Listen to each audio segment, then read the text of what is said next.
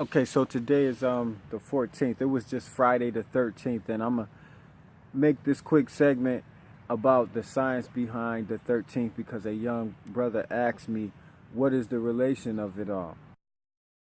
And Friday the 13th came between the constant conflict and wars between different fraternal orders and secret societies in Europe. One being on the French side, which was called the Knights Templars. On Friday the 13th, there was a Pope of Rome called Innocent, and I wonder why he was calling himself Innocent, because he surely wasn't. But he had gave the orders for all the grand bodies of the Knights Templars to be dismantled. And so on the 13th of Friday, there was all sorts of incarcerations, slaughtering, and murders of the Knights Templars. The last particular Grand Master of them was called Crusader De-Molay. And Crusader De-Molay, obviously a Frenchman, was murdered. And so in honor of Crusader De-Molay, a fraternal society came about called the De-Molay Society, the Order of the De-Molay. And you can look it up. And most of their concepts are centered behind the love between parent and child. So, you'll see a lot of young boys in that order. Not saying anything, but there's a lot of little boys in that order, the De-Molay Society. Government, law, the church, and religion and money all relates. And I'm going to show you how. It all deals with the concept of order. Order comes from a Latin word, as I said, ordos. Ordos is what you see, a term that's on the dollar bill, ordo seclorum. It's a Latin phrase which means the new order for the ages. Well, if we go back to the old popes of Rome and we look at the old world order, you'll see what I'm speaking on. The popes of Rome felt that the Knights Templars and Jacques de Molay on Friday the 13th, the popes felt that they were out of order, so they issued the orders to have them dismantled. Government is the church is the law, and the law is the church. That's why churches look like castles look like churches, etc. This is why when you go into the military, a soldier, he moves by what? A discipline called orders. When he has orders, that's when he moves. And upon orders and movement of certain orders, what happens? The Pope, he has to what? He has to pray for the army. So the Pope in all white, he has to bless the troops. Yeah, he's blessing the troops. They've gotten their orders. Rules deal with mathematics.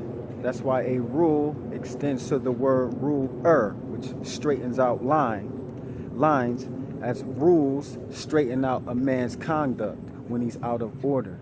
So rules are mathematics, and mathematics deal with what? Coordinates. Coordinates houses the words ordinance. That's why you have ordinances, city ordinances that straighten out conduct of citizens when they violate them. Now, you wonder why judges and deacons and priests all wear black robes, because they're all connected through what you call a order, right? And so, as I said, when you don't follow the rules, what happens? That judge bangs the gavel and he or she says, you better have order in this court. It goes deeper because what is law governed by? Law is governed by numbers. Numbers are coordinates. Coordinates, like I said, deals with ordinances. And the people who give out the ordinances are called what? Judges, magistrates, bishops, priests, high cardinals. They get ordained, right? And they're ordained because they have the power to tell you what to do, not the other way around. And so this is why you have city ordinances. City doesn't mean what you think it means. City means a town or a place that's under the jurisdiction of the bishop. And an ordinance is a decree of law. So a city ordinance truly means a law that is governed by the jurisdiction of a bishop.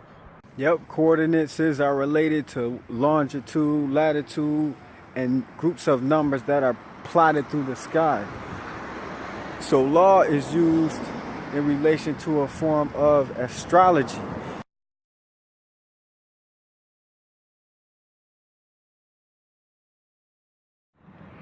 And this concept of kings and lords and pharaohs governing society is ancient.